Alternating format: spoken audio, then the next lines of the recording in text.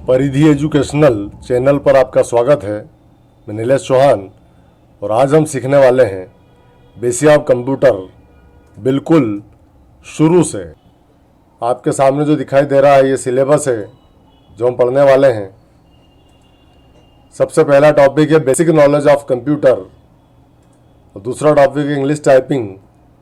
ये दोनों टॉपिक जो आपको दिखाई दे रहे हैं इनकी वीडियो हम पहले ही बना चुके हैं, जिनकी लिंक आपको इस वीडियो के डिस्क्रिप्शन में मिल जाएगी।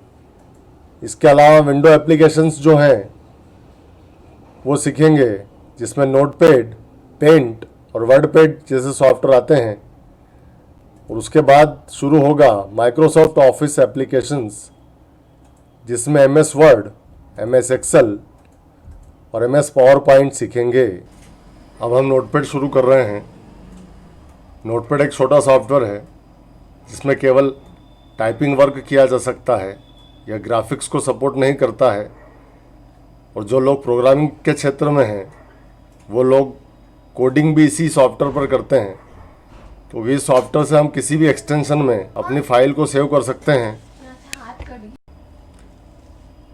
जैसे हम नोटपैड पर डबल क्लिक करते हैं सॉफ्टवेयर ओपन हो जाता है।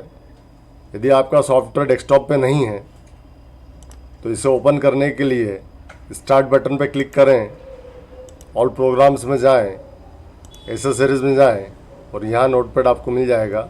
इस पर आपको एक बार क्लिक करना है।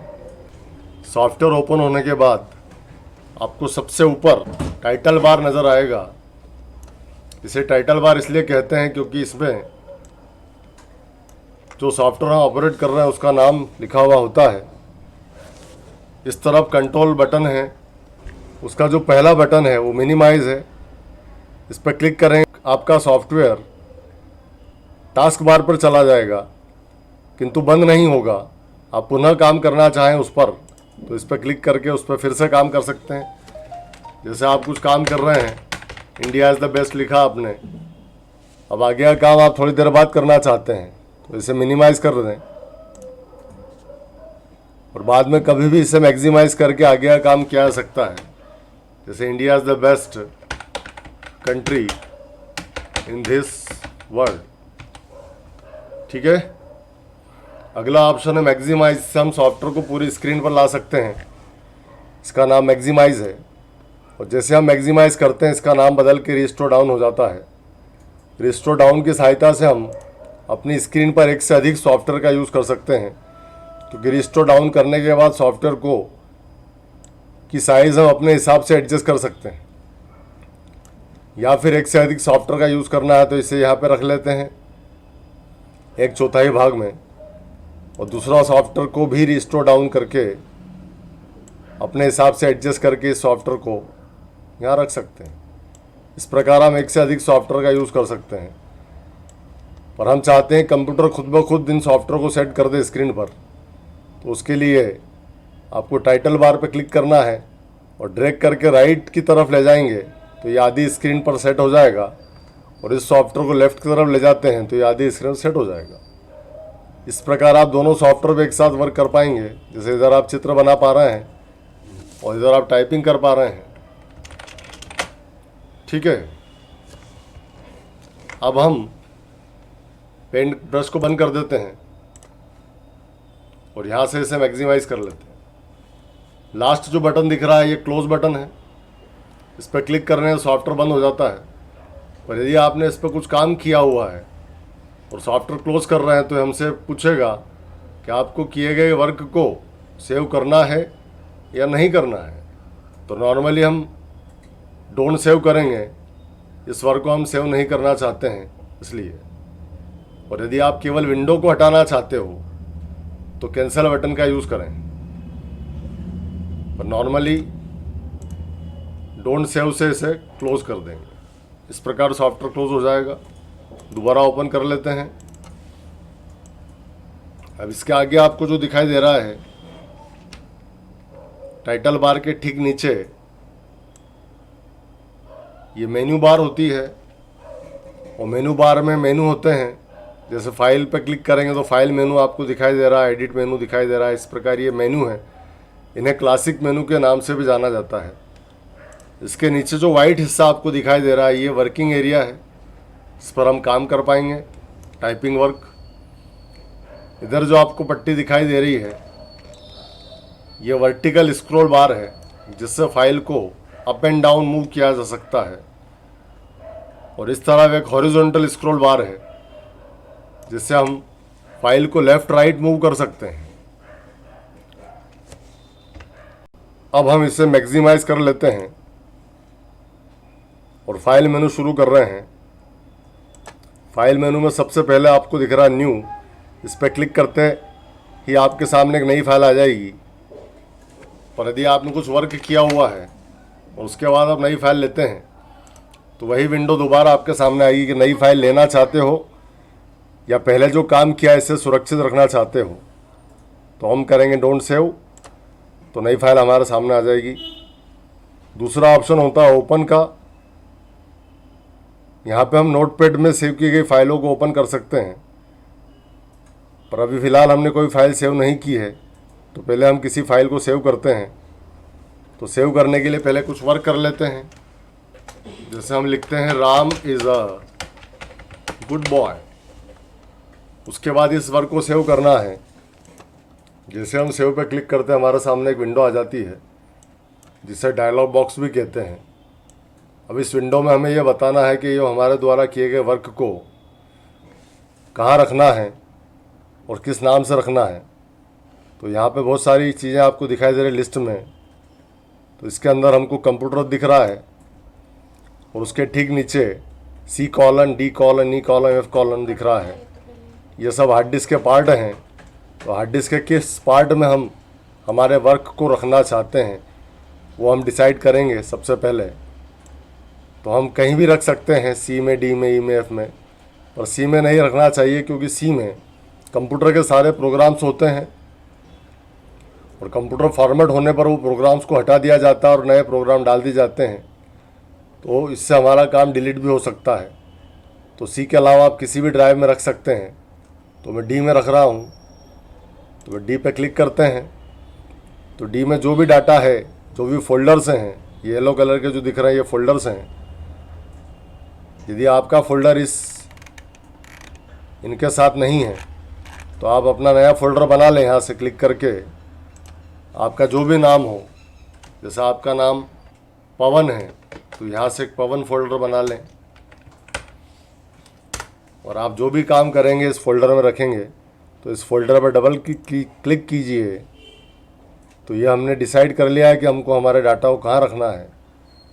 उसके बाद फाइल का नाम डिसाइड करेंगे हम कि किस नाम से रखना है। तो फाइल पे जो भी वर्क किया गया है उसके हिसाब से फाइल का नाम देना है। तो मैं इसका नाम रख देता हूँ राम और इसे कर देते हैं सेव। तो फिलहाल यहाँ पे अनटाइटल्ड शब्द लिखा हुआ है, अर्थात हमने फाइल का कोई टाइटल नहीं दिया है। जैसे हम सेव करेंगे इसका नाम राम हो जाएगा, क्योंकि अब हम टाइटल दे चुके हैं। तो इस प्रकार हमारी फाइल सेव हो चुकी है। यदि आप सॉफ्टवेयर बंद कर देते हैं, दोबारा कभी ओपन करते हैं, तो ओपन पे क्लिक करेंगे। उसके बाद जहाँ पे आपने फाइल रखी थी, D ड्राइव में रखी थी, पवन फोल्डर में जाएंगे और यहाँ पे आपको ये फाइल मिल जाएगी, ठीक। और यहाँ पे क्लिक करके इसे ओपन कर सकते हैं और आगे जो भी आपको चेंजेस करना हो या आगे जो भी काम करना हो वो आप इस फाइल पे कर सकते हैं। जैसे आगे हमने लिखा काऊ इज़ अ पेट एनिमल, और हम आगे के काम को भी इसी फाइल में सेव करना चाहते हैं, इसी नाम से सेव करना चाहते हैं। तो हमको सेव पे क्लिक करना है।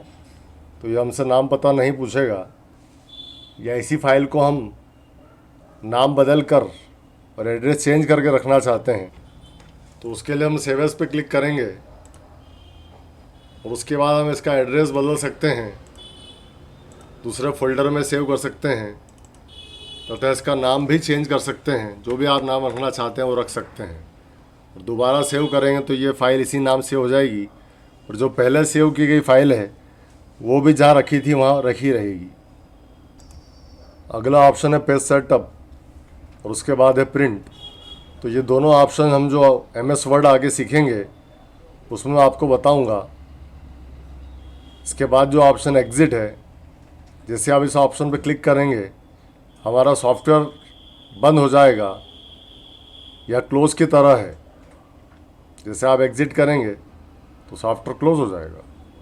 दोबारा ओपन कर लेते हैं। उसी फाइल को ओपन करने के लिए वहीं जाएं आप। एडिट का पहला ऑप्शन अंडू है। अंडू का मतलब होता है हमारे द्वारा जो भी काम किया गया है उसका अपोजिट होता है। यदि आपने गलती से यहाँ पे कुछ टाइप कर दिया है और आप टाइप नहीं करना चाहते थे तो आप अंडू कर दें तो वो काम हट जाएगा। यदि आपने किसी वर्क को गलती से डिलीट कर दिया है और आप अंडू करेंगे तो वो वर्क फिर से आ जाएगा। मतलब हमारे द्वारा जो काम किया गया है उसका अपोजिट काम अंडू करता है। नोट पैड में यह केवल एक ही बार काम करता है, एक ही बार चलता है।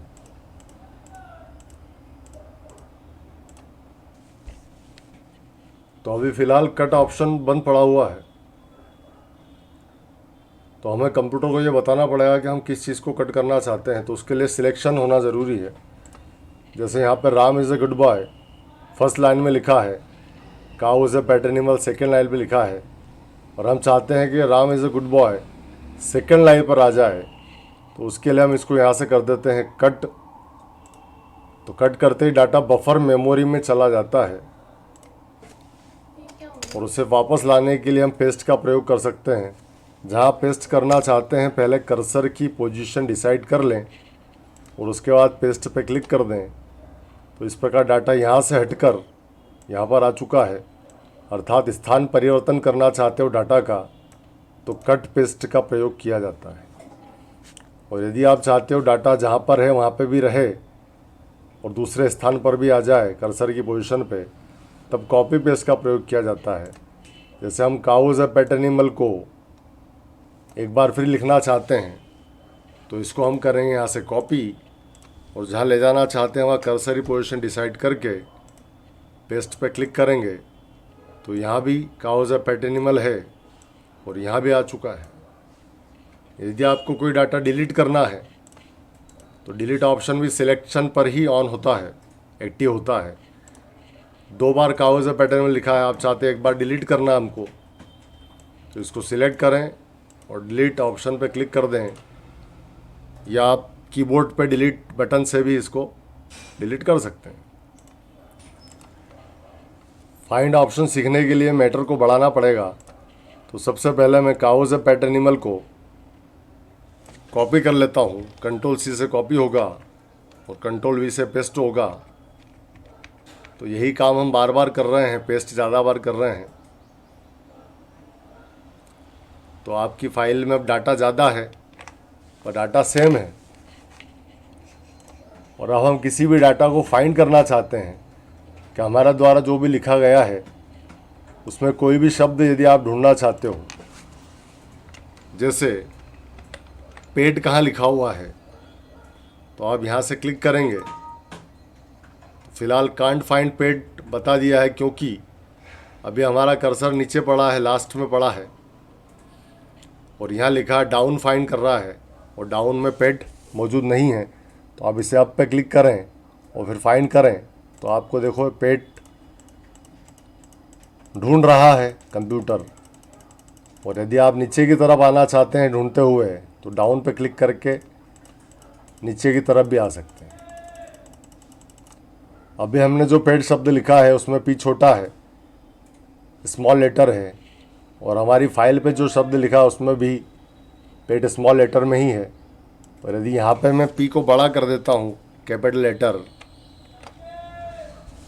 और यहाँ पे स्मॉल लेटर है फाइल पर, तो भी हमारा कंप्यूटर पेट को ढूंढ रहा है, अप और डाउन दोनों तरफ से फाइंड कर पा रहा है। किंतु यदि आप चाहते हो कि जो आपने लिखा है फाइंड व्हाट में केवल उसी प्रकार का शब्द सेम ढूंढे, तो मैच केस को ऑन कर दें। तो उसके बाद वो ढूंढ नहीं पा रहा है क्योंकि पेट में पी बड़ा फाइल पर कहीं भी नहीं है। यदि आप किसी भी पेट का एक पी बड़ा कर देते हैं और उसके बाद फाइंड करते हैं तो एक बार में आपको P बड़े वाला पेट मिल जाएगा। ठीक है, फाइंड पर जाकर मैं यहाँ पर पेट P छोटा कर देता हूँ ताकि ज़्यादा चीज़ों को हम ढूंढ पाएँ। यहाँ से फाइंड नेक्स्ट ऑप्शन से हम ढूंढ पा रहे हैं कि पेट कहाँ कहाँ लिखा हुआ है। यही काम फाइंड के बाद वाला ऑप्शन फाइंड नेक्स्ट से भी किया जा सकता है। इसकी शॉर्टकट की यहाँ रखिए F3, तो F3 दबाकर भी आप फाइंड नेक्स्ट कर पाएंगे। ठीक है, उसके बाद अगला ऑप्शन आता है रिप्लेस का। यदि आपने कोई शब्द गलत लिख दिया है, मैं इस डाटा को मिटा रहा हूँ, जिसे आप लिखना चाहते हैं Mohan is a good boy, और गलती से आपने गुड के स्थान पर गुड लिख दिया है, और ऐसा कई जगह आपके साथ हो गया है, कॉपी करी है मैंने डाटा बढ़ाने के लिए, और आप चाहते हैं गुड शब्द बदलकर गुड हो जाए, तो उसके लिए हम रिप्लेस ऑप्शन का यूज़ करेंगे। रिप्लेस पे क्लिक करें। फाइंड व्हाट का मतलब ढूंढना किसे चाहते हैं, तो जो गलती की है उसे ढूंढना चाहते हैं। तो हमने गलती की है कि गुड की जगह गुड लिख दिया है। रिप्लेस विथ मतलब किस शब्द में बदलना चाहते हैं, तो हम GOOD गुड में इसे बदलना चाहते हैं। तो रिप्लेस विथ में हमने सही शब्द लिख दिया है। अब हम केवल ढूंढना चाहते हैं तो फाइंड नेक्स्ट पे क्लिक करेंगे, मगर हम चाहते हैं कि वो शब्द जो गुड है वो गुड में बदल जाए, तो रिप्लेस ऑप्शन पे क्लिक करेंगे। तो आप ध्यान से देखें, गुड शब्द गुड में चेंज हो रहा है, और ये शब्द यदि अधिक जगह लिखे हुए हैं पूरे डॉक्यूमेंट पर, पूरी फाइल पर, तो आप रिप्लेस ऑल करके सब जगह से इसे सुधार सकते हैं। ठीक, नेक्स्ट ऑप्शन है गो टू, जो फिलहाल बंद पड़ा हुआ है, डीएक्टिवेट है। इसको एक्टिवेट करने के लिए फॉर्मेट मेनू में एक ऑप्शन है वर्ड रैप, इसे आप ऑफ करना पड़ेगा आपको। उसके बाद गो टू ऑप्शन ऑन हो जाएगा, और इसको चलाने के लिए आपको अधिक डाटा की आवश्यकता होगी। तो मैं जो डाटा जो लिखा हुआ है, जो डाटा लिखा हुआ है उसकी हम कॉपी कर लेते हैं। सिलेक्ट ऑल करते हैं कंट्रोल A से, और कॉपी पेस्ट कर लेते हैं कंट्रोल C और V से।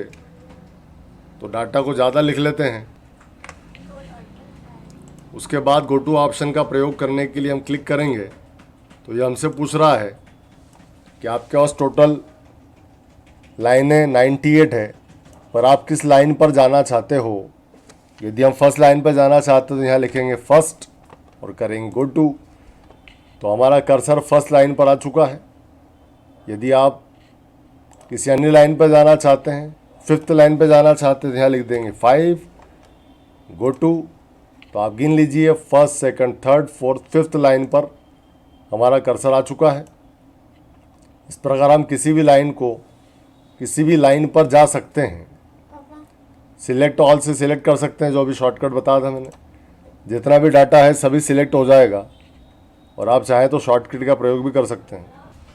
यदि आप कर्सर की पोजीशन पे कहीं भी डेट एंड टाइम लाना चाहते हैं तो इस पर क्लिक करें, तो आपको करंट डेट कंप्यूटर की और करंट टाइम यहाँ दिख जाएगा। अगला मेनू है फॉर्मेट, जिसमें पहला ऑप्शन है वेब टेक्स्ट। इस पर क्लिक करते हैं तो इसके आगे एक राइट का चिन्ह दिखाई देगा आपको, और दोबारा क्लिक करने पर ये चिन्ह हट जाएगा। यदि यहाँ पे ये चिन्ह नहीं है राइट का, और आप कोई भी मैटर टाइप करते हैं, तो वो मैटर एक ही लाइन में टाइप होता रहेगा, और लेफ्ट तरफ से आपका डाटा अंदर जाता रहेगा। और आप चाहते हैं कि हमारा डाटा अगली लाइन पर खुद ब खुद गिर जाए, तो उसके लिए आप रैप टेक्स्ट को ऑन कर दें। तो आप जब भी टाइप करेंगे तो स्क्रीन तक डाटा जाते ही अगली लाइन पर ऑटोमेटिक आ जाएगा।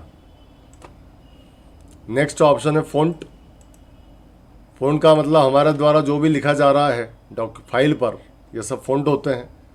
यदि आपको लिखावट अच्छी नहीं लग रही है तो पहला ऑप्शन इस विंडो के अंदर आपको दिखाई दे रहा है फ़ॉन्ट। यहाँ से आप किसी प्रकार का स्टाइल यूज़ कर सकते हैं, तो बाहर भी फाइल पर आपको उसी प्रकार स्टाइल आ जाएगा। यदि आपको फ़ॉन्ट की साइज़ बहुत छोटी लग रही है, देखने में समस्या आ रही है, तो यहाँ से फ़ॉन्ट की साइज़ भी आप चेंज कर सकते हैं, तो आपको प्रॉपर दिखाई देगा। पर प्रिंटिंग में इतना बड़ा फ़ॉन्ट काम नहीं आता है, तो यहाँ से आप फ़ॉन्ट की स्टाइल चेंज कर सकते हैं। जो भी आपको उचित लगे प्रिंट करने के लिए वो स्टाइल ले सकते हैं। ओके करेंगे तो स्टाइल आपके द्वारा लिखे गए मैटर पर अप्लाई हो जाएगी। और आप उसे इटैलिक करना चाहते हैं, तो ये अगला ऑप्शन इटैलिक, तो शब्द थोड़ा तिरछे हो जाएंगे आपके। बोल्ड करेंगे तो थोड़ा गहरापन आ जाएगा, और बोल्ड इटैलिक दोनों करना चाहते हैं तो यहाँ से इसका यूज़ कर सकते हैं। अब ये शब्द इटैलिक की जगह कुछ और दिखाई दे रहा है आपको, तो टाइम्स न्यू रोमन टेक्स्ट ले लें तो प्रॉपर आपको इटैलिक शब्द नज़र आएगा। ठीक है, नेक्स्ट मेन्यू व्यू है। व्यू के अंदर केवल एक ऑप्शन है स्टेटस बार का, जो फ़िलहाल बंद है। तो इस ऑप्शन को ऑन करने के लिए भी वेब टेक्स्ट ऑप्शन ऑफ करना पड़ेगा। इसको ऑफ करने के बाद ये ऑप्शन ऑन हो चुका है। जैसे आप इस पर क्लिक करेंगे, इस पर भी एक राइट का चिन्ह आता है, और हमारी हॉरिजॉन्टल स्क्रॉल बार जो है उसके ठीक नीचे आपको एक बार और नज़र आ रही है, ये वाली। इसे स्टेटस बार कहते हैं। लास्ट मेनू है हेल्प, जिससे आप, यदि आपको कोई सॉफ्टवेयर चलाने में कोई समस्या है तो हेल्प ले सकते हैं। तो यहाँ पर क्लिक करेंगे तो नोटपैड क्या होता है, नोटपैड को ओपन कैसे करते हैं, ये सभी जानकारी आप यहाँ से भी प्राप्त कर सकते हैं। लास्ट ऑप्शन है अबाउट नोटपैड। इसमें आप जो नोटपैड सॉफ्टवेयर चला रहे हैं वो किस विंडो का है, ये विंडो 7 का है, इसका वर्ज़न कौन सा है, ये आपको यहाँ पे नज़र आ रहा है। इस प्रकार नोटपैड सॉफ्टवेयर होता है समाप्त। अगर आपको ये वीडियो अच्छा लगा हो तो इस वीडियो को लाइक करें, शेयर करें, और यदि आप हमारे चैनल से जुड़े रहना चाहते हैं तो चैनल को सब्सक्राइब करें और बेल आइकन पर क्लिक करें।